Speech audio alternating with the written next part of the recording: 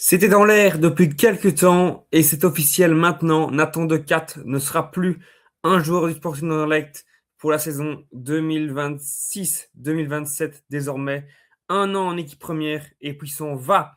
Et oui, voilà, Nathan Decat ne sera officiellement plus un joueur du Sporting, comme l'a révélé cet après-midi Sacha Tavolieri, le journaliste de Sky Sport.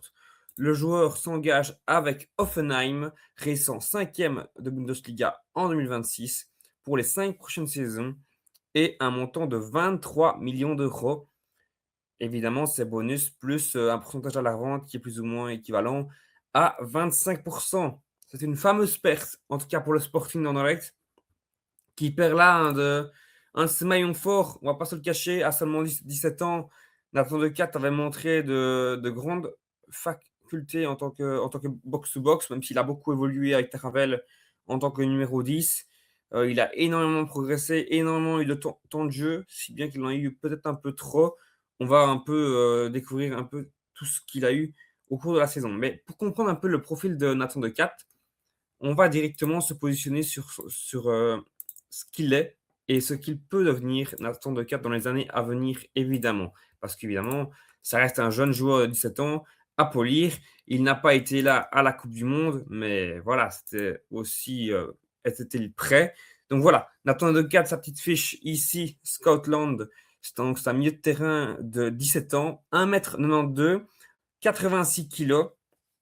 Cette saison, c'est 36 matchs de Jupiler Pro League, 2 buts, 4 passes D, 4 matchs de Conference League, un match d'Europa League. Donc voilà, on est quand même sur quasiment plus de 3000 minutes.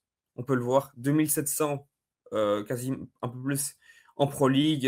Et voilà, ce qui équivaut à 3000 minutes pour un gamin de 17 ans qui vit sa première saison en équipe première. C'est tout simplement énorme. Il a tout simplement été peut-être surutilisé, on le verra après parce que voilà, Nathan Decat a eu énormément de temps de jeu et est-ce que lui était prêt à assumer ça dès le début pour une première année? Il a le talent, certes, mais encore faut-il qu'il puisse poursuivre son entreprise. En tout cas, voilà, c'était une fameuse question. Est-ce qu'il devait rester? Est-ce qu'il devait partir?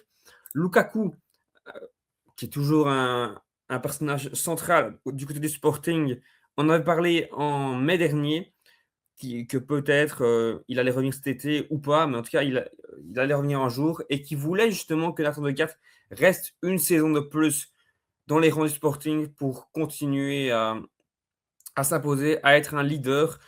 Kindermans aussi voulait évidemment, je pense que beaucoup de supporters et de dirigeants veulent que Nathan s'en aille, que Nathan reste, pardon, justement.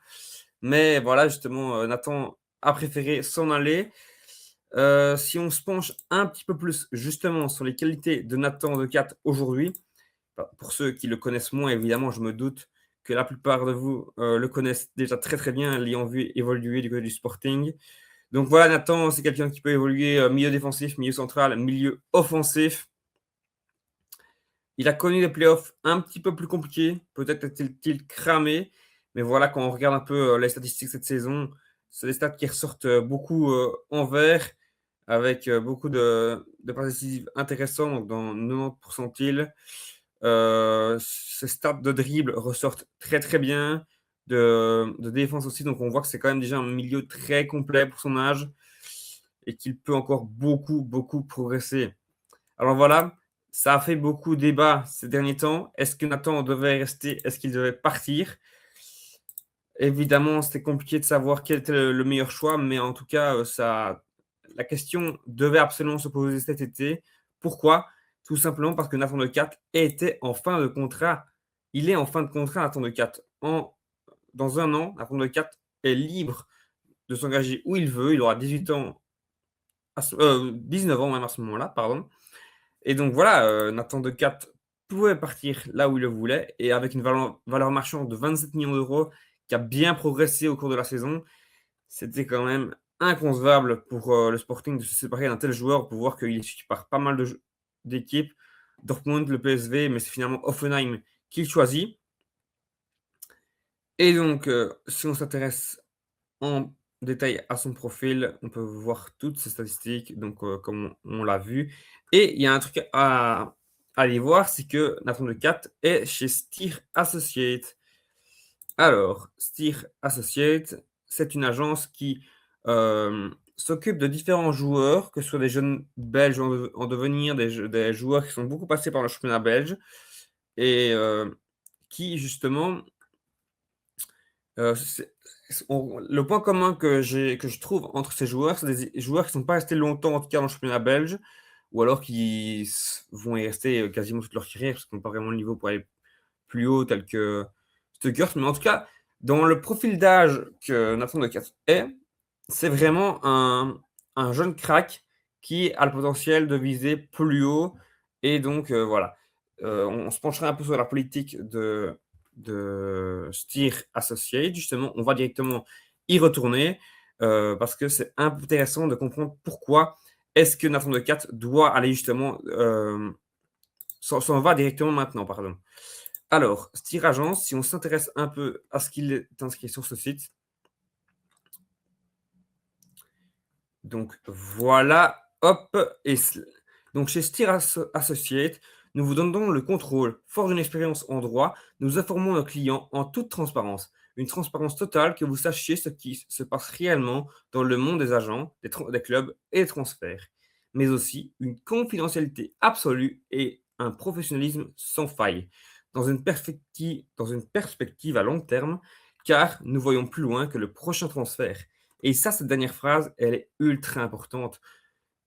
Comme on a pu le voir sur la précédente page, on voit des joueurs tels que Gareth Sass, Nathan De Cat, Verbruggen, qui était aussi quelqu'un qui a vite explosé en Belgique, qui est vite parti. C'est des jeunes qui ont un grand avenir et qui ne resteront pas longtemps dans le football belge, dans le football belge évidemment, et qui voudront aller tenter leur chance ailleurs. Et là, justement, cette agence, elle est là aussi pour montrer ça, évidemment.